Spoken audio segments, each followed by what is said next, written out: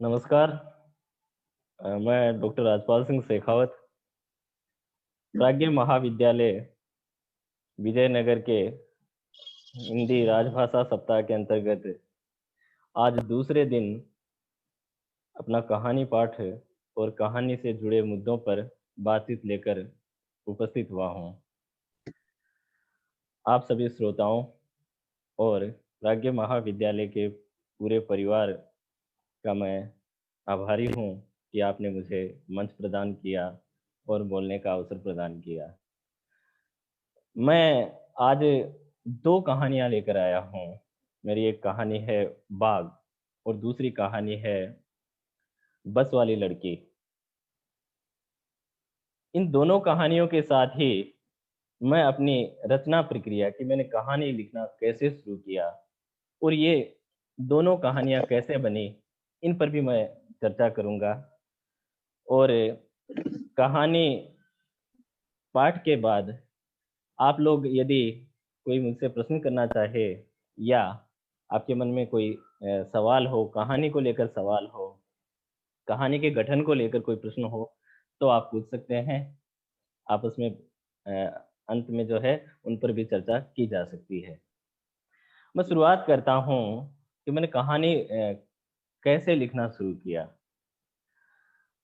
असल में पहली जो कहानी है मैंने 11वीं क्लास में लिखी थी, जब मैं 11वीं कक्षा में पढ़ता था। और मेरे घर में असल में पढ़ने-लिखने का माहौल था। मेरे भाबू साहब यानी मेरी मम्मी एक जन चेतना केंद्र चलाते थे, जिसके अंतर्गत एक पुस्तकालय था हमारे घर में, जिसमें जो नवसाक्षर थे, उनको किताबें बाँटने का काम मैं किया करता था और साथ-साथ मैंने वो किताबें पढ़नी भी शुरू की। तो उस समय मैंने प्रेमचंद को पढ़ा, शरतचंद्र को पढ़ा और मुझे लगा कि ये कहीं न कहीं अपने आस-पास की कहानियाँ हैं। जो भी साहित्य उपलब्ध था, जितनी किताबें उपलब्ध थी, उन क किताबों को मैंने 2-2 3-3 बार पढ़ा। तो कहीं न कहीं सबसे ज़्यादा यदि मैं कहानीकार बना हूँ या जैसी भी कहानियाँ लिखता हूँ, तो मैं कहीं न कहीं मेरे भावसा यानी मेरी मम्मी का जो पुस्तकालय है, उसको मैं मददगार मानता हूँ कि जो लेखन के जो बीज है, मुझे वहीं से मिले। उसके पश्चात 11वीं कक्षा में हमारे हिंदी साहित्य में एक मणि मधुकर हुए हैं, शुरू के बड़े कहानीकार हुए हैं, नाटककार भी रहे हैं। उनका एक रिपोर्टाज था सूखे चेहरों का भूगोल।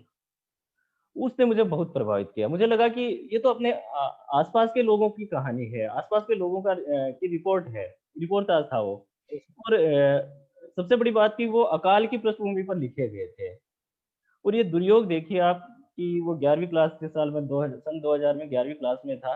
उस साल हमारे यहाँ भी अकाल पड़ा और सबसे बड़ी बात कि मैंने उससे पहले कभी अकाल देखा नहीं था। अकाल पड़ा और मेरे देखते-देखते फसलें सूख गई। जैसे किसी ने लाए लगाई हो, लाए में झुलस गई हो। इस तरह की स्थिति हो गई थी। पशुओं के लिए चारा भी नहीं बचा था। हमारे घर में भी 2 भैंसें थी, हमें चारे के अभाव में उनको बेचना पड़ा था। तो मुझे लगा कि कहीं न कहीं मणि मधुकर की तरह मुझे लिखना चाहिए और मैंने एक कहानी लिखी, काळ। हालाँकि वो कहानी हिंदी में थी। बाद में लगभग 8-10 साल बाद में मुझे ये लगा कि ये कहानी राजस्थानी में ज़्यादा अच्छे ढंग से लिखी जा सकती है। तो मैंने उसको दोबारा लिखा राजस्थानी में और बाद में फिर उसको मैंने एक जो राजस्थानी भाषा, साहित्य और संस्कृति अकादमी बीकानेर की एक प्रतियोगिता थी, जो वार्षिक पुरस्कार वो देते हैं, उसमें मैंने उसको भेजा और मुझे वो भतमाल जोशी प्रथम पुरस्कार उस कहानी पर मिला। तो ये मेरी पहली कहानी थी, जिसके पीछे कहीं न कहीं मैं मणि मधुकर का हाथ मानता हूँ। मणि मधुकर मेरे प्रिय लेखकों में रहे हैं, मैं उनसे बहुत प्रभावित हुआ हूँ। तो ये पहली कहानी थी, उसके साथ ही फिर मैंने 2 कहानियाँ और लिखी। दूसरी कहानी थी ठीकरी और तीसरी कहानी थी बाघ। ये 3 कहानियाँ मैंने लगभग 1 डेढ़ साल के अंतराल में लिख ली थी। लेकिन तब तक मुझे ये नहीं पता था कि कहानी कहाँ छपती है या मुझे कहानी कहाँ भेजनी चाहिए, जहाँ से ये छप जाए। छपने का मुझे प्रकाशित होने का ऐसा कोई अनुभव नहीं था, कहानी लिख दी और लिख कर रख दी। फिर 2004 में मैं जोधपुर आया एमए करने। यहाँ हमारे हिंदी विभाग में प्रोफ़ेसर सत्यनारायण जी हैं, जो बड़े साहित्यकार हैं, कहानीकार, रिपोर्टाज लेखक, कवि भी हैं।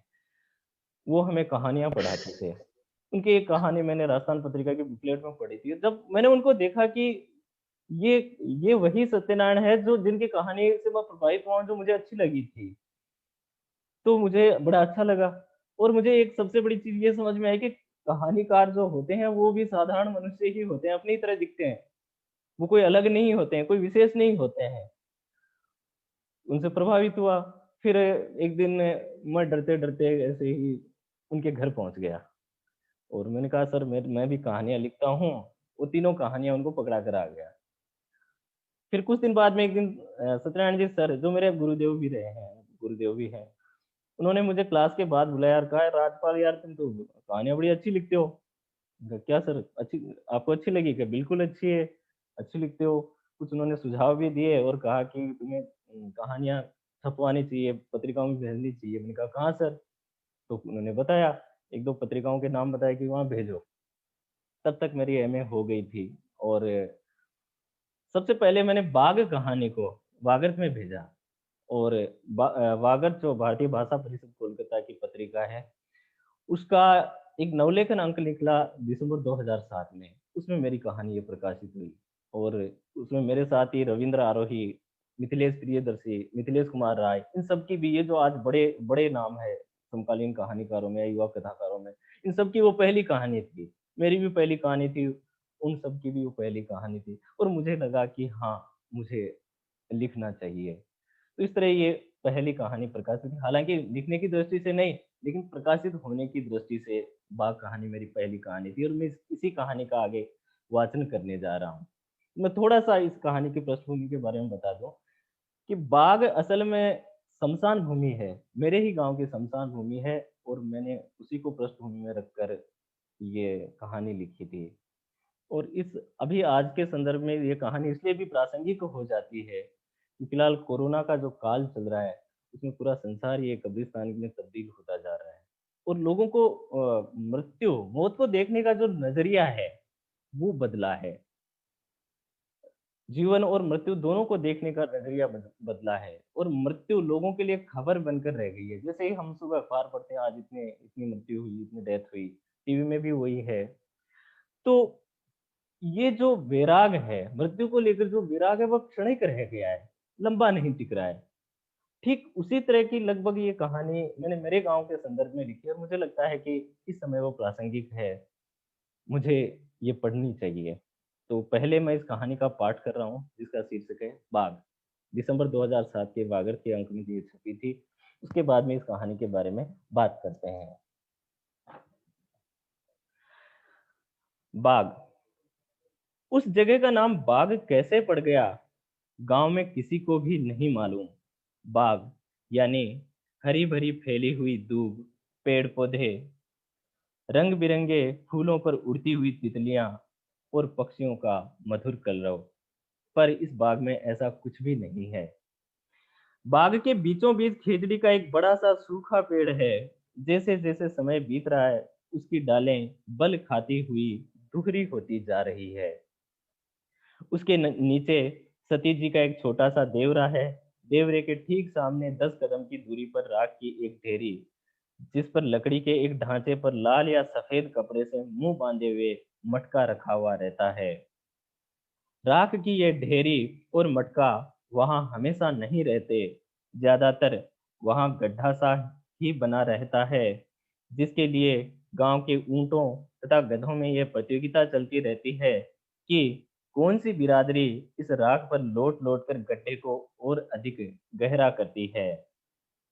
मानो वे इस जगह का नामो निशान मिटाकर ही दम लेंगे और मनुष्य जाति को सदा के लिए इस अभिशाप से मुक्त कर देंगे। इनकी अभिलाषा पर भी ईश्वर जब तब पानी फेरता रहता है। गांव में कोई चल बसता है और राख की ढेरी ज्यों की त्यों।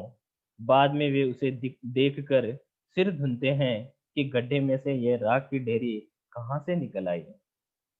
एक बार फिर नए सिरे से उस ढेरी को गड्ढे में तब्दील करने के लिए संघर्ष शुरू हो जाता है।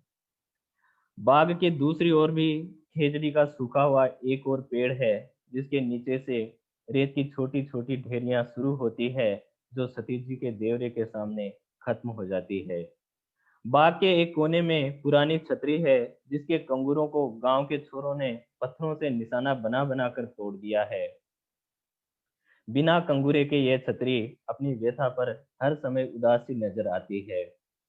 छुटपन में हम बाग की छतरी पर टाइलों खेलते थे और साथ में राख की ढेरी को गड्ढे में तब्दील होने का इंतजार करते। ढेरी पर सीधा आक्रमण करने की हमारी हिम्मत नहीं होती। यह काम ऊंटों और गधों के जिम्मे था। उन दिनों हमें पशुओं की ये दोनों बिरादरियां बेहद आत्मीय लगती। जैसे ही ढेरी का अस्तित्व मिटता, हम भी उनकी सहायता में जुट जाते। अपने हाथों और पैरों से राख को उलटते पलटते तो उसमें अज्ञात कीमत के सिक्कों से लेकर 20-25 पैसे तक के सिक्के मिलते। उस समय हमें 5 पैसे से ऊपर के सिक्कों की ही जानकारी थी। उससे कम कीमत के सिक्के हमारे ज्ञान के क्षेत्र से बाहर थे, जिनकी प्राप्ति हमें कोई खुशी नहीं देती, क्योंकि उन दिनों 5 पैसे से कम कीमत के सिक्के प्रचलन में नहीं थे। वे अज्ञात कीमत के सिक्के अधिकांशतः तांबे के होते, जिनको हम छेद निकालकर गले में डालने के लिए घर ले जाते। जैसे ही कोई चलने वाला सिक्का मिलता, हमारी खुशी का ठिकाना न रहता। उन दिनों 5 पैसे की 5 मीठी गोलियां आती थी, फटाफट मंगवाकर आपस में बांट लेते और सतीश जी की जय बोलते हुए अपने काम में दुगुने जोश से जुट जाते। यह शायद सतीश जी की ही कृपा थी कि हमारी मेहनत कभी बेकार नहीं जाती। हम में से एक दो जनों को सिक्कों पर लिखी सन पढ़ना आता था। सिक्का मिलने पर वे उसका अवलोकन करते और उसकी आयु का निर्धारण करते। साथ ही हमारी कल्पना भी पीछे दौड़ती और घोषणा करते, यह बोध्या की दादी मरी तब का है या मुनकी की परदादी मरी तब का है। कई बार 20 पैसे का सिक्का मिलता तो कहते, ये तो पक्का रामू का दादा परदादा मरा तब का है। हमने सुन रखा था कि रामू के परदादा के मरने पर उनके बेटों ने पैसों का तोल तोल कर बंटवारा किया था। आते जाते लोग राख को उलटते पलटते देख पूछ लेते, क्या ढूंढ रहे हो? हमारा सदा एक ही जवाब होता, अपने बड़कों को ढूंढ रहे हैं। कोई हंसकर वापस भी कह देता, मिल जाए तो हमारा भी राम राम कह देना। इसी बीच गांव में कोई चल बसता तो हमारा बाग में जाना बंद। एक तो हमारी हिम्मत ही नहीं होती, दूसरा घर वाले भी उधर जाने पर डांटते। 10-15 दिनों के इंतजार के सिवाय कोई चारा नहीं रहता। सर्दियों में तो कभी कभी ये इंतजार इतना लंबा हो जाता कि गर्मियां आने पर ही खत्म होता। उन दिनों हमें बिल्कुल भी अंदाजा नहीं था कि एक दिन ऐसा भी आएगा जब हमें भी इसी गड्ढे में इसी राख का हिस्सा बनना है। जैसे जैसे यह बात हमारी समझ में आती गई, वैसे वैसे एक एक करके हमने खेल में हिस्सा लेना छोड़ दिया। हमारा स्थान गांव के अन्य छोटे लड़के लेते गए। बाघ के इस अटपटे नाम का रहस्य गांव में कोई नहीं जानता। सदा से इसे बाघ ही कहते आए हैं। हाँ, सतीश जी के देवरे तथा छतरी का इतिहास गांव के बड़े बूढ़े लोग बता देते हैं। एक बार कोई बारात हमारे गांव से होकर वापस जा रही थी। यहाँ आने पर दूल्हे की तबीयत अचानक बिगड़ गई और थोड़ी देर में वह चल बसा। दुल्हन यह सदमा सहन नहीं कर पाई और उसने भी दम तोड़ दिया। उनका दाग बाग में किया गया। बाद में खेजड़ी के नीचे सतीश जी का देवरा बना दिया गया। छतरी रामू के परदादा के मरने पर बनाई गई थी। किसी जमाने में बाघ गांव से बाहर रहा होगा। जैसे जैसे गांव फैलता गया, बाघ गांव के अंदर आता गया। गांव का मुख्य रास्ता भी बाघ से सटकर निकलता था। बाघ के कोई चार दीवारी भी नहीं थी, फिर भी कुछ डरपोक किस्म के लोगों को छोड़कर किसी को कोई परेशानी नहीं थी। लेकिन गांव में कोई चल बसता तो परेशानी खड़ी हो जाती। दाग के समय लोग उधर से कैसे निकले? आदमी की तो कोई खास बात नहीं थी। हालांकि आदमी भी उस समय अगर जाना होता तो उधर से होकर नहीं जाता, क्योंकि वह सोचता कि लोग क्या कहेंगे। गांव में ही था तो दाग में क्यों नहीं आया? पर लुगाई पताई तो उस समय निकल ही नहीं पाती। गांव के बीच में होने के कारण उस समय बड़ी परेशानी हो जाती। किसी तरह काम चल रहा था। उस दिन सुबह पर्वत की माँ चल बसी। पड़ोसी बनवारी और उसकी लुगाई तब तक खेत में जा चुके थे। खबर जब तक उनके पास पहुंची, तब तक पर्वत की माँ को दाग के लिए बाग में ले आए। अब बनवारी तो सीधा बाग में चला गया, पर उसकी लुगाई कहाँ जाए? न तो वापस खेत में जा सकती थी और न ही बाग के रास्ते से होकर घर। जितनी देर दाग चला, वह बाग के पास रास्ते में ही बैठी रही। उस दिन किसी के मन में यह विचार आया कि बाग के मुख्य रास्ते की ओर वाली दीवार बना दी जाए तो दाग के समय लुगाई पताई को आने जाने में परेशानी नहीं होगी। सभी को ये विचार पसंद आया। आदमी चाहे कितना ही बुरा क्यों न हो, मरने के बाद उसकी मोटी मोटी आंखें हो जाती है। दाग के समय भी मरने वाले की अच्छाइयों और उनके द्वारा किए गए बहादुरी के कामों का ही जिक्र किया जाता है। भूल कर भी कोई उसकी निंदा नहीं करता है। उस समय लगता है कि इससे अच्छा और बहादुर इंसान संसार में कोई नहीं था। चर्चा मरने वाले के गुणों से शुरू होती, जो अंत में घूमते घामते जीवन की क्षणभंगुरता, मृत्यु की निश्चितता व संसार की नश्वरता तक पहुंच जाती। उस स्थिति में वहां उपस्थित हर आदमी पर मुसाणिया विराग हावी होने लगता कि यह जीवन नश्वर है। एक दिन हम भी ऐसे ही उठ जाएंगे, साथ कुछ भी नहीं चलेगा। फिर क्यों पैसे के पीछे दौड़ रहे हैं, सारा पैसा यहीं धरा रह जाएगा। फिर क्यों ये पाप कमा रहे हैं। इसी तरह की और भी बहुत सी बातें। तब तक दाग पूरा हो जाता और फेफड़ी देते हुए लोग कुएं पर नहाने पहुंच जाते। नहाने पर पानी के साथ सारा मुसानिया बैराग बह जाता और घर पहुंचते पहुंचते सब कुछ सामान्य हो जाता, जैसे कुछ हुआ ही न हो। जब से बाग में दीवार वाला विचार आया, उस दिन से चर्चा का विषय बदल गया। अब दाग के समय लोग बिना किसी भूमिका के दीवार वाला मुद्दा ले आते और उसी से संबंधित बातें करते। मुख्य रास्ते की ओर वाली दीवार उस समय अत्यंत आवश्यक लगती। दीवार पर लगने वाले खर्च, समय तथा चंदा इकट्ठा करने आदि पर गंभीरता से विचार करते। दाग के बाद लोग जैसे ही कुएं पर नहाते, मुसानिया बैराग की तरह दीवार वाला विचार भी बह जाता। गुआड़ में कभी भूल कर भी कोई दीवार का नाम मुंह में नहीं लेता और बाग में दीवार के अलावा कोई नाम नहीं। इस तरह दीवार तो बननी थी इस तरह दीवार तो बननी थी नहीं और न ही बनी। हाँ, इसका एक फायदा जरूर हुआ। दाग के समय लोगों को नीरस मुद्दों की जगह एक अच्छा मुद्दा मिल गया, जिसके सारे लोग टाइम पास करके चले जाते। इसी बीच बाग में स्थित बरसों पुरानी खेजड़ी के दोनों पेड़ थोड़े थोड़े दिन के अंतराल में सूख गए, मानो वे मरघट की इस खामोशी को एक दूसरे को देखकर ही सह रहे थे। और जब एक पेड़ सूख गया तो दूसरा इस दुख को सह नहीं पाया। पेड़ों के सूखने से दाग के समय एक और समस्या उठ खड़ी हुई, वह थी छाया की। अब तक पेड़ों की छाया में लोग बैठे रहते, अब कहाँ बैठे। छतरी की छाया में मुश्किल से 5-7 लोग बैठ पाते। खेजड़ी के सूखे ठूंठ जब तब टूट टूट कर गिरते रहते थे।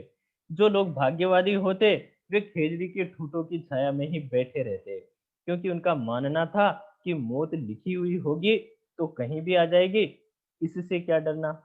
इस तरह के भाग्यवादी लोगों से ठूंठों का एक बेतरतीब नक्शा जमीन पर भी बन जाता, जो दाग की भयावहता को और भी बढ़ा देता। जो लोग जानबूझकर मौत के मुंह में हाथ डालना मूर्खता समझते, वे पूरे दाग में धूप में बैठे रहते और मन ही मन मरने वाले को गालियां ठोकते हुए चले जाते। एक दिन दाग के समय किसी ने सुझाव दिया, छाया के लिए बाग में 3-4 पेड़ लगा देने चाहिए। किसी ने जोर से वापस कहा, हाँ हाँ, क्यों नहीं, दीवार तो बनी गई है, पेड़ भी लग जाएंगे। यह सुनते ही बाग में बैठे लोगों ने एक साथ जोर का ठहाका लगाया। बीच में चिता जल रही थी और चारों ओर बैठे लोगों को ठहाके लगाते देख कोई सोच भी नहीं सकता कि वे मनुष्य हैं।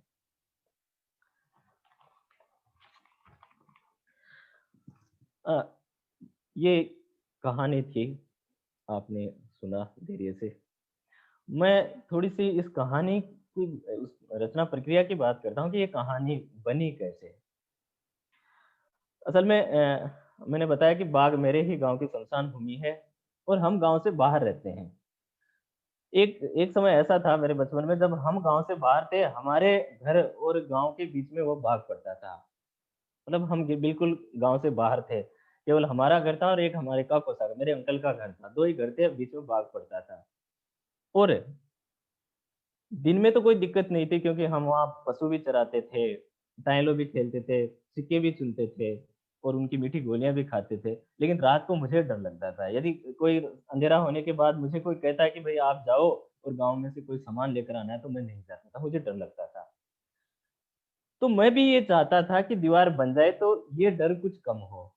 और गाँव में भी मुद्दा था कि दीवार बन जानी चाहिए जिससे स्त्रियों को, महिलाओं को कोई समस्या न हो। तो ये बात चल रही थी। तो मैंने मैंने मैं मेरा जो अपना जो डर था, उस डर को या उस समस्या को मैंने पूरे गाँव की समस्या बना दिया कहानी में और मुझे लगा कि इस पर लिखनी चाहिए। लेकिन वो मुद्दा चलता रहा और कई साल तक लगभग 8-10 साल तक वो दीवार नहीं बनी।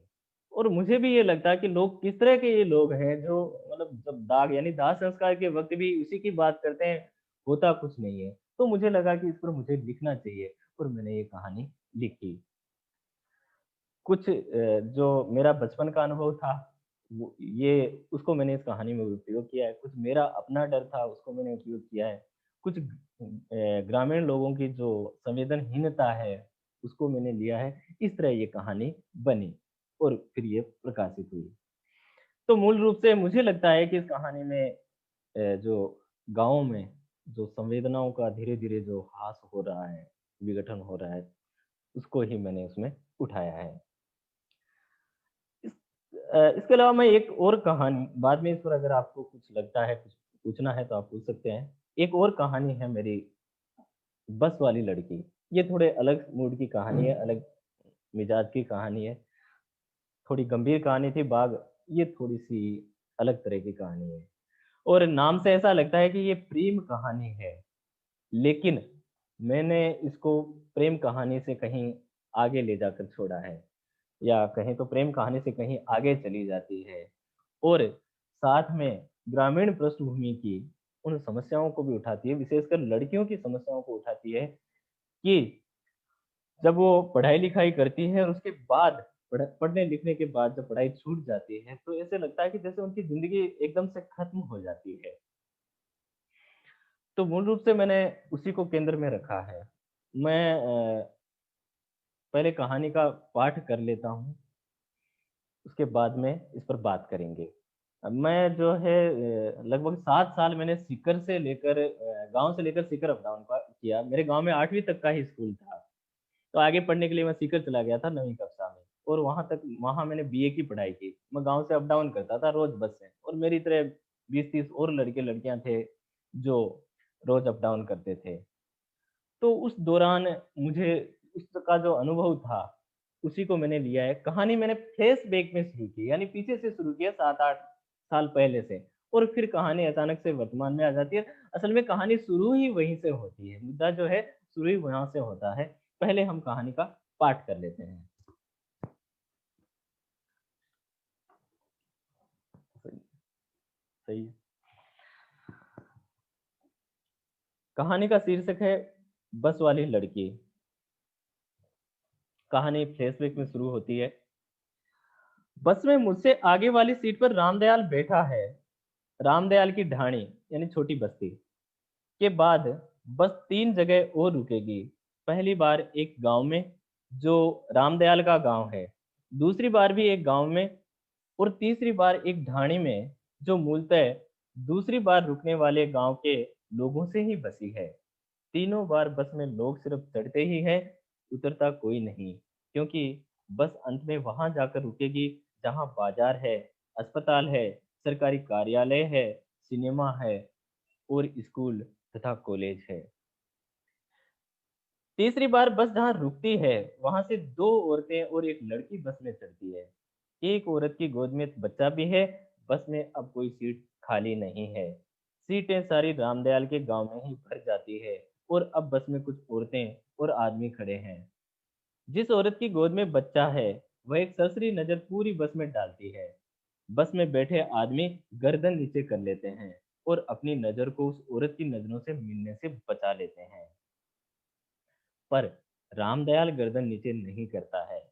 उसकी निगाहें उस लड़की पर जमी हुई है जो उन औरतों के साथ बस में चढ़ी थी। रामदयाल को मालूम है कि वह कन्या पाठशाला में 12वीं क्लास में पढ़ती है और उसका नाम संजू है। लड़की जगह बनाती हुई धीरे धीरे रामदयाल वाली सीट के पास पहुंच जाती है। लड़की के वहां पहुंचते ही रामदयाल खड़ा हो जाता है और लड़की उसकी सीट पर बैठ जाती है। रामदयाल बस के दरवाजे पर जाकर लटक जाता है। अब वह इसी तरह लटका हुआ जाएगा। रोजाना उसी बस में जाने वाले लोगों के लिए यह सामान्य बात है, क्योंकि रामदयाल का यह रोज का नियम है। जो लोग नए हैं वे जरूर फुसफुसाकर अपने पास बैठे आदमी से खराब जमाने की शिकायत करते हैं। बस से उतरने के बाद रामदयाल कन्या पाठशाला तक उस लड़की के पीछे पीछे जाएगा। उसके बाद अपने कॉलेज। कन्या पाठशाला की छुट्टी होने से 1 घंटा पहले वह अपने 2 पीरियड छोड़कर बस में आकर 2 वाली सीट रोकेगा। एक तरफ खुद बैठ जाएगा और खिड़की की तरफ वाली सीट पर वह किताबें रख देगा। जब लड़की बस में पहुंचेगी तब तक लगभग सभी सीटें या तो भरी हुई होगी या फिर जो खाली होगी उन पर किताब, थैला, तौलिया या रुमाल रख कर ही रुकी हुई होगी। लड़की बस में घुसते ही रामदयाल की ओर देखेगी, फिर धीरे धीरे उसकी ओर बढ़ेगी। जैसे ही वह रामदयाल के नजदीक पहुंचेगी, रामदयाल किताबें उठाकर गोद में रख लेगा और लड़की खिड़की की तरफ वाली सीट पर बैठकर खिड़की से बाहर देखने लगेगी। रामदयाल भी थोड़ा टेढ़ा होकर विपरीत दिशा में देखने लगेगा। थोड़ी देर बाद उसे वहां बैठे रहना अत्यंत मुश्किल लगेगा और फिर वह अपने विवेक से किसी को सीट देकर बस के दरवाजे पर जाकर लटक जाएगा। लड़की की ढाणी आने पर ड्राइवर को आवाज देकर बस रुकवाएगा और खुद नीचे उतरकर बस का दरवाजा पकड़कर खड़ा हो जाएगा। हालांकि उसे मालूम है कि ड्राइवर उसके कहे बिना भी बस अवश्य रोकेगा। लड़की के उतरने के बाद वह ड्राइवर को चलाने के लिए आवाज देता हुआ वापस बस में चढ़ जाएगा। वह अपनी ढाणी तक दरवाजे पर ही लटकता हुआ जाएगा, चाहे बस में सीट खाली हो जाए, वह बैठेगा नहीं। एक खास बात और, लड़की की शादी बचपन में हो चुकी है, लेकिन अभी गोना नहीं हुआ है। पर रामदयाल को इससे कोई फर्क नहीं पड़ता, क्योंकि उसकी भी शादी बचपन में हो चुकी है। उसका भी अभी गोना नहीं हुआ है। रामदयाल सोचता है कि वह नौकरी लगने के बाद इसी लड़की से शादी करेगा। वह अपनी इस इच्छा को एक प्रेम पत्र में लिखकर एक दिन खिड़की की तरफ वाली सीट पर किताबों के नीचे रख देता है। लड़की के आने पर किताबें उठा लेता है और प्रेम पत्र सीट पर ही छोड़ देता है। रामदयाल कनखियों से देखता है कि लड़की प्रेम पत्र उठाकर अपनी किताबों के बीच में दबा लेती है। मुझे मालूम है कि रामदयाल की इच्छा कभी पूरी नहीं होगी। लड़की का गोना होते ही उसके उसका आना बंद हो जाएगा, साथ ही पढ़ाई भी बंद। रामदयाल का भी गोना होगा। उस साल रामदयाल फेल होगा और अगले साल रामदयाल की भी पढ़ाई बंद।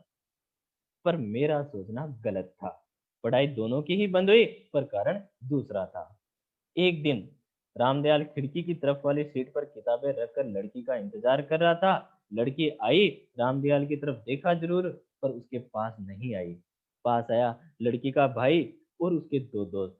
वे रामदयाल को वे घसीट कर नीचे ले गए और खूब पीटा। उस दिन के बाद लड़की नहीं आई। उसी साल रामदयाल फेल हो गया और अगले साल रामदयाल की भी पढ़ाई बंद। अब कहानी जो है फ्लैशबैक से वर्तमान में आ जाती है। उसे आगे मैं पढ़ रहा हूँ। बस में मुझसे आगे वाली सीट पर रामदयाल बैठा है। ऊपर की बातें जो अभी चल रहा था, ऊपर की बातें 8-10 साल पुरानी है। रामदयाल की दाढ़ी बढ़ी हुई है, बाल रूखे हैं। वह आज खेत में बुआई के लिए बीज लेने जा रहा है। उसका चेहरा गहरी चिंता में डूबा हुआ है। रामदयाल की ढाणी के बाद बस जब तीसरी जगह रुकती है तो उसमें एक बच्चे को गोद में लिए और एक बच्चे की अंगुली पकड़े एक औरत बस में चढ़ती है। बस में और कोई भले ही उस औरत को नहीं पहचानता हो, पर मैं उसे अच्छी तरह पहचान जाता हूँ, भले ही चेहरे पर समय की धुंध जम गई हो। एकाएक मुझे लगता है कि वह जगह बनाती हुई धीरे धीरे रामदयाल वाली सीट के पास आएगी और रामदयाल उठकर उसे सीट दे देगा और खुद बस के दरवाजे पर जाकर लटक जाएगा। पर ऐसा हुआ नहीं। सीटें सारी रामदयाल के गांव में ही भर गई थी। अब कुछ औरतें और आदमी खड़े हैं। बस में चढ़ते ही वह सरसरी निगाह से बस में देखती है। लोग अपनी नजरें उससे मिलने से बचाते हैं, पर उसकी निगाहें रामदयाल पर आकर टिक जाती है। वह धीरे धीरे जगह बनाती हुई रामदयाल की सीट के पास आकर खड़ी हो जाती है। रामदयाल उठने के बजाय गर्दन नीचे कर लेता है। मुझसे आगे वाली सीट पर रामदयाल गर्दन नीचे किए अब भी बैठा है। वह औरत एक हाथ से बच्चे को संभाले तथा दूसरे हाथ से बस की छत का डंडा पकड़े हुए खड़ी है। बच्ची उसके पैर से चिपकी हुई खड़ी है। बस के साथ साथ उसकी पतली काया हिल रही है। अब रामदयाल का चेहरा गहरी चिंता में डूबा हुआ है। यह चिंता बीमार पत्नी की है, 3 बच्चों की है, पैसे की तंगी की है और खेत के बिजली के बिल की है। चिंता की लकीरें औरत के चेहरे पर भी है। यह चिंता शराबी पति की है, झगड़ालू सास की है, घर और खेत के कभी न खत्म होने वाले काम की है। जिनसे बचकर कुछ दिनों के लिए वह पीहर आई थी, आज वह वापस ससुराल जा रही है। उसकी पीठ की चोट फिर से टीसने लगी थी, जो कुछ दिन पहले पति ने डंडे से की थी। धीरे-धीरे उसके चेहरे पर चिंता का भाव गहरी पीड़ा में बदल जाता है। कहानी समाप्त हो जाती है। थोड़ा-सा इस कहानी की रचना प्रक्रिया के बारे में बता देता हूँ, कहानी बनी कैसे है? जैसा कि अभी कहानी शुरू करने से पहले बताया था कि मैं सीकर गाँव से सीकर 7 साल मैंने बसों में अप-डाउन किया। मेरे साथ 20-30 लड़कियाँ और भी थे। हमारी तरफ अ, बाल विवाह हो जाते हैं, लेकिन अच्छी बात ये है, लड़के-लड़कियों की शादी जल्दी हो जाती है। अच्छी बात ये है कि उसके बाद भी पढ़ाई की निरंतरता रहती है, पढ़ते रहते हैं। लेकिन मुझे ये लगता था कि जो लड़कियाँ हमारे साथ जाती थी, एक दिन अचानक से वो गायब हो जाती थी।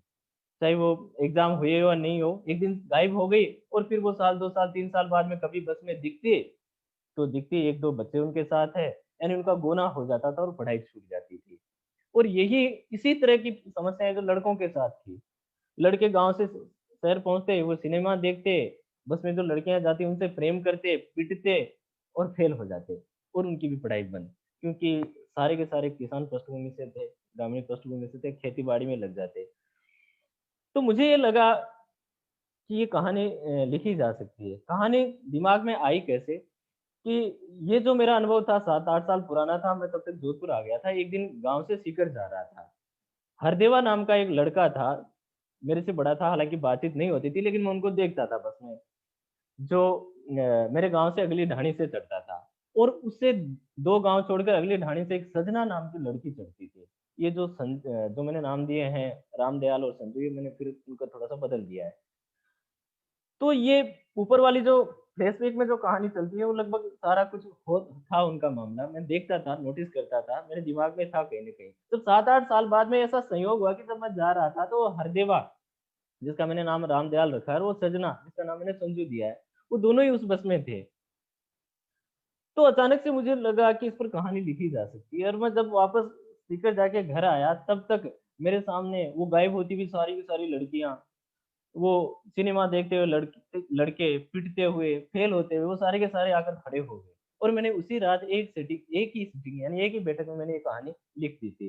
और बाद में फिर 2-3 ड्राफ्ट किए और मैंने राजस्थान पत्रिका में इसको भेजा था कि ये छप जाएगी, लेकिन वो नहीं छपी वहाँ।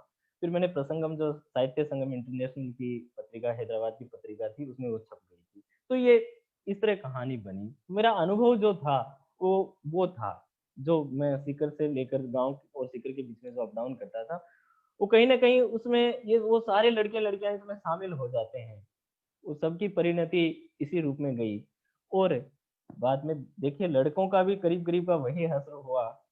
वो अपने घर परिवार की चिंता में डूब गए और लड़कियां भी करीब-करीब उसी। तो मैंने प्रेम कहानी से ज़्यादा उसको केंद्र में रखा है, वो उन समस्याओं को केंद्र में रखा है कि ये परिस्थितियाँ आदमी को किस तरह तोड़ देती है कि 7-8 साल पुराना प्रेम भी उनके लिए कोई फिर मायने नहीं रखता है। इसी तरह की एक कहानी इसी अनुभव पर समय का मैं ध्यान रखते हुए लगभग 5 मिनट में अपनी बात खत्म कर रहा हूँ। इसी तरह की एक कहानी और सर, लिखी मैंने। एक प्रश्न सर आपसे पूछना चाहता हूँ। जी। एक समस्या का मुझे रोज़ सामना करना पड़ता है। जी, जब जी। भी सोने का समय होता है तो मेरा छोटा वाला जो बच्चा है, हाँ। वो कहता है कहानी सुनाओ।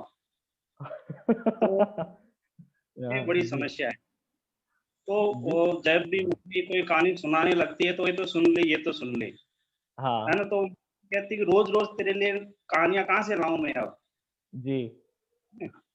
तो जैसे मैं आपसे ये पूछना चाह रहा हूँ, जानना चाह रहा हूँ कि जैसे एप्लीकेशन का एक निश्चित फॉर्मेट होता है हाँ, या कहानी ऐसा क्या है कि तुरंत बन जाए, ऐसा कोई आपके पास आइडिया हो, विचार हो कि तुरंत रोज़ कहानी बन जाए हाँ। और बच्चे को हाँ, क्योंकि फिर मजबूरी में उसे मोबाइल देना पड़ता है, ये ले यूट्यूब पे सुन ले कहानी।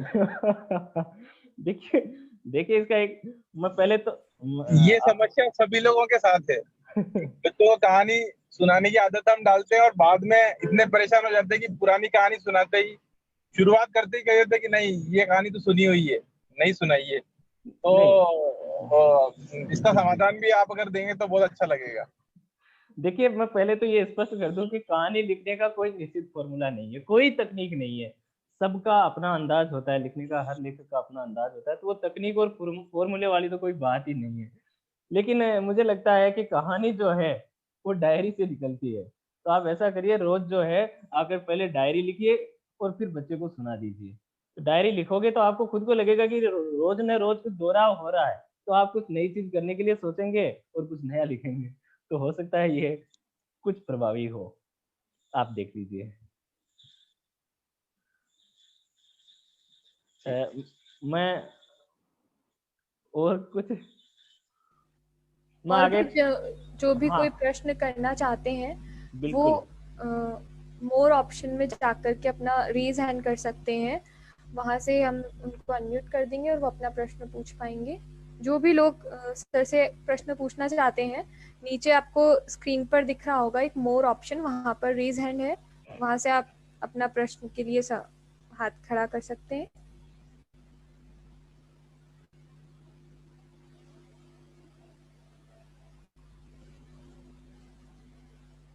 या आप चैट में भी अपना लिख सकते हैं। यस सर, यहाँ पर एक प्रश्न है। जी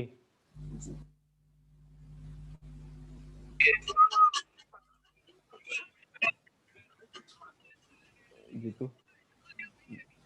जी स्मिता मैम पूछिए। जी स्मिता जी, आप अपना प्रश्न पूछ सकते हैं।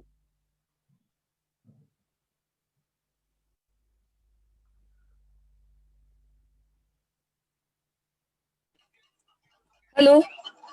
हाँ सर। हेलो जी सर, कहानी लिखने के लिए जरूरी है कि हमारे पास सब्जेक्ट हिंदी हो, या हम कोई भी लिख सकता है उसको? नहीं, कोई जरूरी नहीं है, जो भाषा कविता आपकी कहानी जैसे हमें शौक होता है लिखने का, लेकिन हम सोचते कि ये प्रकाशित करें नहीं करें, तो वो हम लोग कर सकते हैं क्या? जैसे साइंस स्ट्रीम से हम लोग, तो हम कर सकते हैं क्या? बिल्कुल बिल्कुल, बड़े जितने भी कथाकार हुए हैं वो हिंदी स्ट्रीम के नहीं थे, अज्ञे थे, वो साइंस से थे, अंग्रेजी उनका विषय था। तो ऐसा कुछ नहीं है, आप किसी भी स्ट्रीम के हो, किसी भी लैंग्वेज आपकी कोई भी हो, आप उसमें लिख सकते हैं। और बाद में जब आप लिखेंगे तो आपको कहीं ना कहीं से ये भी पता चल जाएगा कि कहानियां कहाँ प्रकाशित होती है। जैसे आप शुरुआत में जो है अपने स्थानीय अखबार वगैरह में भी कहानियां दे सकते हैं, स्थानीय जो पत्रिकाएं वहां से छप जाती है।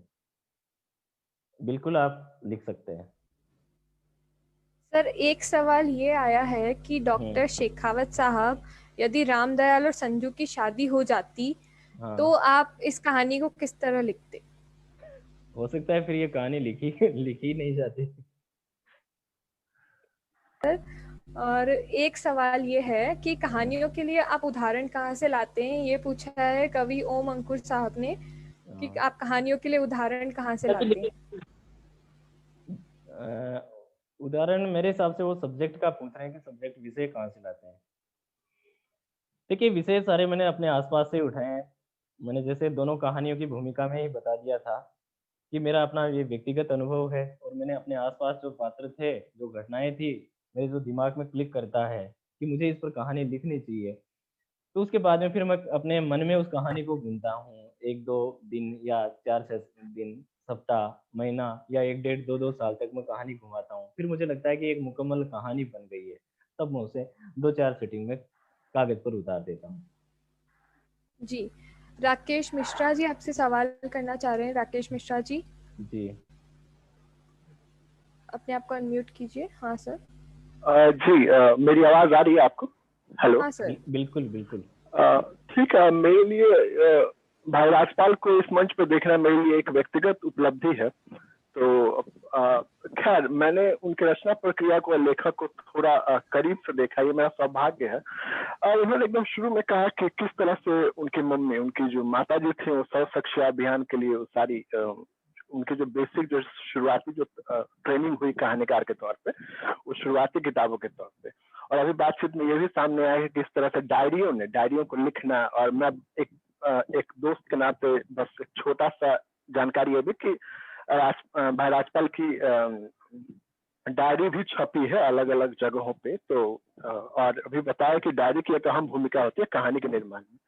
मेरा एक चीज ये पूछना था, क्योंकि मैंने देखा कि आप उस पीढ़ी से हैं जिसने पत्र भी लिखे हैं, और आप और ढेर सारे लोग हैं, जैसे सत्यनारायण जी हैं, मनु मधुकर जी हैं और रघु जी, इन सबने स्वीकारा है कि पत्रों ने हमें बनाया है, जिनको आपने कोट भी किया। तो मेरा ये जानना था कि डायरी और पत्र की क्या भूमिका है कहानी लेखन में।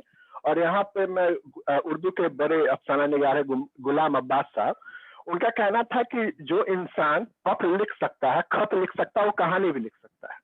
तो डायरी वाले पे एक छोटी सी बातचीत शुरू हो गई है, तो मैं बस इतना ही कहूंगा कि पत्रों का लिखने का सिलसिला आपकी जिंदगी में रहा है, उसके बारे में थोड़ा बात बताएं।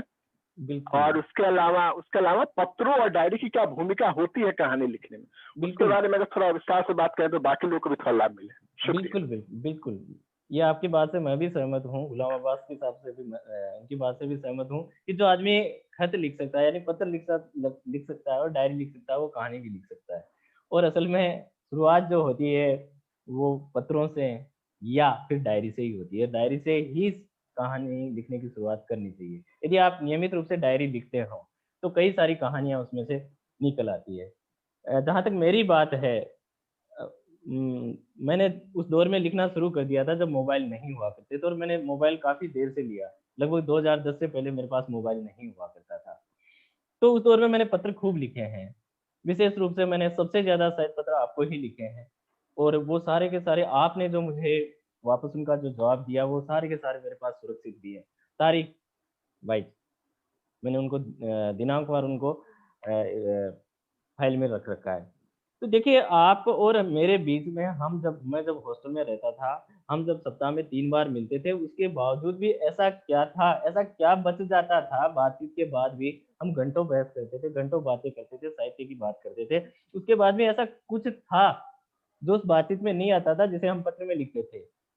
और होता ये था कि आप पत्र लिखते, पत्र पहुंचता नहीं था उससे पहले आप आ जाते थे, मैं पत्र लिखता, डाक से पहुंचता नहीं उससे पहले आप आ जाते थे, हम बातचीत कर लेते थे। तो ये जो चीज है जो बातचीत में नहीं आती, वो खत में आती है, पत्रों में आती है। केवल आप ही नहीं, मैं अपने जो परिवार के जो अन्य लोग हैं, मेरे भाई साहब है, माता पिता है, और मेरे छोटे जो भांजे भांजी है, वो भी मुझे पत्र लिखा करते थे।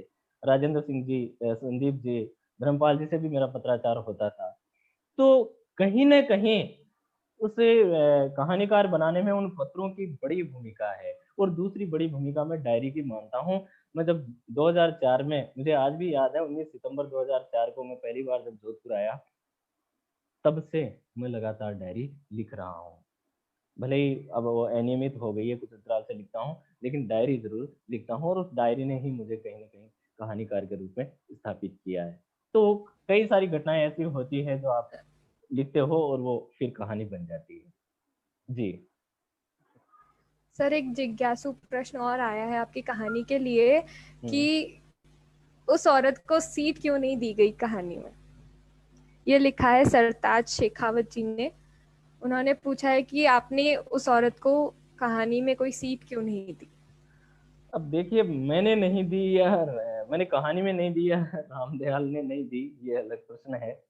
पर मुझे लगता है कि उसको यदि सीट मिल जाती, तो वही वो अभी जो प्रश्न आया था कि यदि शादी हो जाती तो फिर कहानी किस तरह होती। यदि औरत जो पहले वास्तव में औरतें हैं कहानी के पूर्वार्ध में, यानी जब कहानी फ्लैशबैक में होती है तब कुछ औरतें हैं, लेकिन औरतों को सीट नहीं मिलती है, उस लड़की को सीट मिलती है जो संजू है।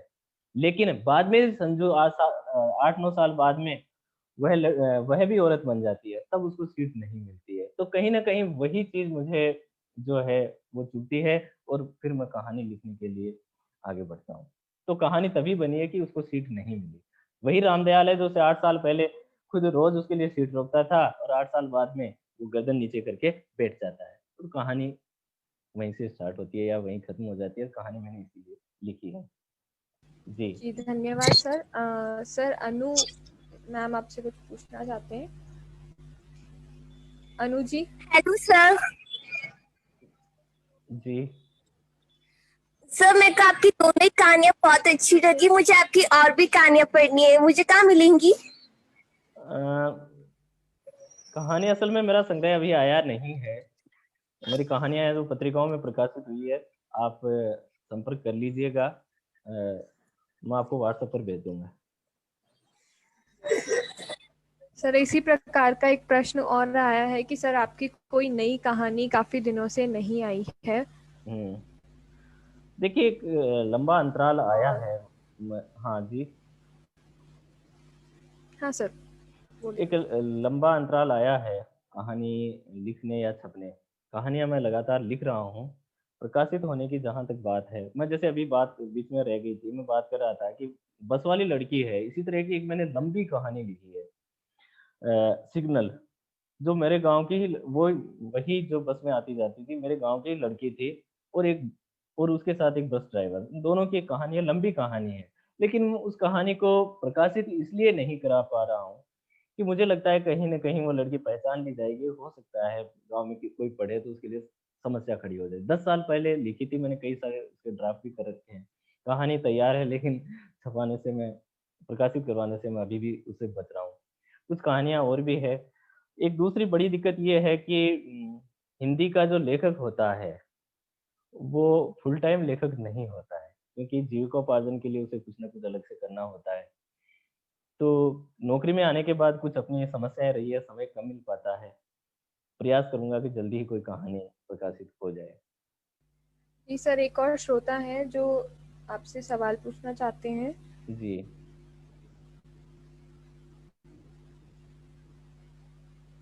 जी सर बोलिए। हेलो। जी जी सर। जी बोलिए। राजपाल जी नमस्कार। नमस्ते धर्मपाल जी, सर नमस्ते। मैं ये पूछना नमस्ते जी। पहले तो आपको बहुत बहुत बधाई हो सर। इस रूप में आपको देख के बहुत खुशी हो रही है। एक बहुत ही प्रतिभाशाली 2007 में जिसने बाघ जैसी कहानी लिखी, जिसकी आगे चल के मनु भंडारी को लगभग उसके जैसी कहानी एक और पढ़ने को मिली हमें। सर मैं ये पूछना चाह रहा हूँ कि हर लेखक अपनी एक शुरुआत करता है, जैसे कोई प्रेम कहानी से शुरुआत होती है, अक्सर ज्यादातर देखा जाता है। लेकिन आपने एक अलग सा विषय चुन करके बाघ, जो गांव की यानी शमशान भूमि है, कब्रिस्तान है, उसको अपना विषय बनाया। हर लेखक कोशिश करता है कि उसके पास में एक ऐसा नायक हो जो यानी लेखक की आवाज बने और उसकी बात श्रोताओं तक, पाठकों तक पहुंचे। तो आपने इसमें कोई भी यानी कि बात कहानी के अंदर किसी को भी नायक तो प्रदान नहीं किया है। तो मुझे लगता है कि आपने उस बाघ को ही नायक बना के यहाँ पर प्रस्तुत किया है। तो कहीं ना कहीं ये कहानी जाके रेणु से भी जुड़ती है। बिल्कुल। तो आपने ऐसा किस आधार पर, क्या आपके दिमाग के अंदर चल रहा था, या ऐसा कुछ सोचा नहीं था कि मुझे नायक बनाना ही नहीं है, या फिर कि नायक की कोई भूमिका नहीं रखनी इस कहानी के अंदर है? तो उसकी थोड़ी सी सर पृष्ठभूमि बताइए आप। बिल्कुल बिल्कुल धर्मपाल जी, मैं आपकी इस बात से सहमत हूँ कि मेरे यहाँ जो है चरित्र है वो बाघ है उस कहानी में। हालांकि पहली कहानी बाघ नहीं है, पहली कहानी मेरी काल है जो मैंने बताई, लेकिन उसमें भी जो है कोई जो है चरित्र नहीं है। मुख्य रूप से जो गांव है, मेरा गांव, वही कम से कम 4-5 कहानी ऐसी है जिसमें वही नायक के रूप में उभरा है। तो आप कह सकते हैं कि रेणु की तरह ये है। दूसरी बात, मेरे सामने ऐसा कोई चरित्र था ही नहीं जिसे मैं नायक बनाऊं या आदर्श बनाऊं। मेरे पास मेरा गांव था और मैंने उसको वहीं से उठा लिया।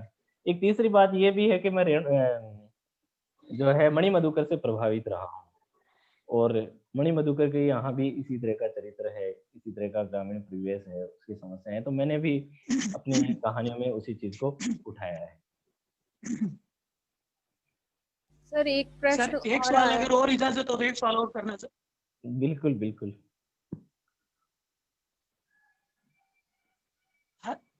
आवाज आ रही है सर? बिल्कुल आ रही है, बोलिए आप। सर मैं एक सवाल और पूछना चाहता हूँ जी। कि यानी कि प्रेमचंद का साहित्य या कहानी, कथा साहित्य जो भी था, तब तब गांव भी था, किसान भी था, कब्रिस्तान भी था, सारी चीजें थी। लेकिन एकदम से स्थितियां बदली, गांव की जगह महानगर आए, नगर आए। आपकी जितनी भी 4 कहानियां मैंने अब तक पढ़ रखी है, वो कहीं ना कहीं वापस प्रेमचंद की परंपरा की ओर मुड़ रही है। तो क्या संभावनाएं तलाश करनी चाहिए कि गांव जो अब तक उपेक्षित हो चुका था, कुछ बीच में ऐसा कुछ दशक है जिसके अंदर गांव उपेक्षित था, कहानियों में नहीं था। बहुत कम लेखकों की कहानियों में देखने को मिलता है। तो आपके दिमाग के अंदर ये बात थी, या फिर कोई ऐसा पात्र आपको महानगरी जीवन का नहीं मिला जो आपको महानगर की तरफ आकर्षित कर पाता, उसका जो जीवन है उसको अपनी कहानी की ओर ले आता? बिल्कुल धर्मपाल जी, बहुत अच्छा सवाल है कि गांव की कहानियां कहीं ना कहीं अब कम हुई है। प्रेमचंद के यहाँ जो गांव मिलता है उसके बाद में, हालांकि प्रेमचंद की तरह लिखना बहुत कठिन है। जहाँ तक मेरी बात है, मेरा जो अनुभव है वो गाँव का अनुभव है। आपको पता है कि अब भी जैसे छुट्टी होती है मैं गाँव भागता हूँ। अभी भी मैं खेती किसानी से जुड़ा हुआ हूँ, तो मेरा उस तरह का अनुभव नहीं है महानगर का। मैं जोधपुर रहा तो मैं हॉस्टल में रहा, वो एक गाँव, उसमें कहाँ कहीं महानगर था ही नहीं, वो गाँव से भी या कहे तो एक ढाणी की तरह था। तो उस तरह का अनुभव मेरा है ही नहीं, मेरा अनुभव अभी तक गाँव का ही है, तो मैं कहानी भी उसी रूप में लूंगा। दूसरी बात रही बात जो आप कह रहे हो कि कहानीकारों की कमी है, ऐसा नहीं है। जैसे राजस्थान में चरण सिंह पथिक है, वो गाँव को लेकर बहुत बेहतर कहानियां लिख रहे हैं। जैसे अभी वो जो फिल्म बनी थी दो बहनें, दो बहनें कहानी पर पटाखा जो फिल्म बनी थी, इसी तरह सत्यनारायण पटेल है, जयनंदन है, राम कुमार सिंह है, तो गांव को लेकर बहुत अच्छी कहानियां लिख रहे हैं, लेकिन उनकी संख्या वास्तव में ही कम है। इसका एक बड़ा कारण है कि जो लेखक है वो कहीं ना कहीं अब गांव से कट रहे हैं और महानगरों में रह रहे हैं। उनका अनुभव है वो पुराना अनुभव है, तो पुराने अनुभव के आधार पर कोई कितना घिसेगा, कोई कितना लिखेगा। तो वास्तव में गांव जो है वो बदला है। सन 2000 के बाद जो स्थितियां हैं बहुत बहुत तेजी से बदली है। तो उन जो बदलती हुई जो परिस्थितियां हैं उनको लेकर गांव ठीक ढंग से वास्तव में कहानी में नहीं आ रहा है। कुछ गिने चुने लोग हैं जो ये कहानी को ला रहे हैं। इस दिशा में प्रयास तो हो रहा है, लेकिन वास्तव में आपकी बात सही है कि ऐसे लेखकों की संख्या कम है। सर, एक बड़ा ही रोचक प्रश्न आया है कि आजकल की आधुनिकता के दौर में कुछ लोग टाइपिंग करते हैं, ठीक है, तो नए लेखक जो हैं उनके लिए लिखना ज्यादा अच्छा ऑप्शन है या टाइपिंग करना ज्यादा अच्छा ऑप्शन रहेगा? लिखना ज्यादा अच्छा ठीक रहेगा, ज्यादा अच्छा है। लिखना ज्यादा अच्छा ऑप्शन है। इस पे आप कुछ विस्तार से बताना चाहेंगे सर? जहां तक मैं इस प्रश्न को समझ पा रहा हूँ, ये शायद ये प्रश्न इस तरह है कि कहानी कागज कलम मतलब कागज लेकर लिखनी चाहिए या सीधा टाइप कर देनी चाहिए। शायद ये जी सर, बिल्कुल इसी तरह का प्रश्न हाँ है। सर। लेकिन जो अगर पेन से आप लिखोगे, कागज पर लिखोगे, उसमें क्या है कि आप लगातार उसमें बदलते रहोगे। हालांकि टाइपिंग में भी ये चीजें रहती है, लेकिन उसमें क्या है कि एक तरह से तकनीक जो है वो बीच में आ जाती है। तो मेरा लोगों का अपना अपना ढंग होता है, अपना अपना लिखने का अलग अंदाज होता है, लेकिन मुझे लगता है कि कहीं ना कहीं जो है कागज और कलम का इस्तेमाल करना चाहिए, पेन का इस्तेमाल करना चाहिए। जी सर, बिल्कुल। हाँ।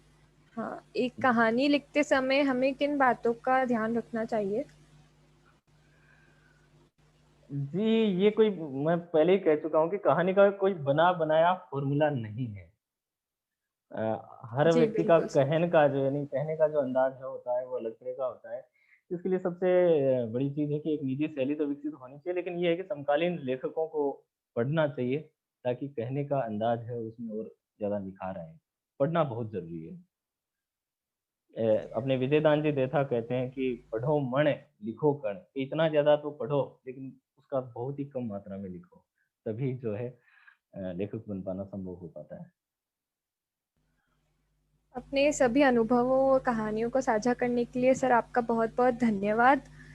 आपने आज सभी प्रश्नों का जो आंसर दिया है, सारी जिज्ञासाओं का जिस तरीके से उत्तर दिया है, बहुत ही सराहनीय लगा।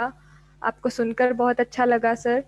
कल हिंदी दिवस के उद्घाटन जो दिन था हमारा, उस दिन हमने डॉक्टर कविता किरण जी को सुना था, उनकी कविताओं का आनंद लिया था, और आज आपकी इन कथाओं को सुनने का मौका मिला हमें, वो हमारा सौभाग्य रहा। धन्यवाद।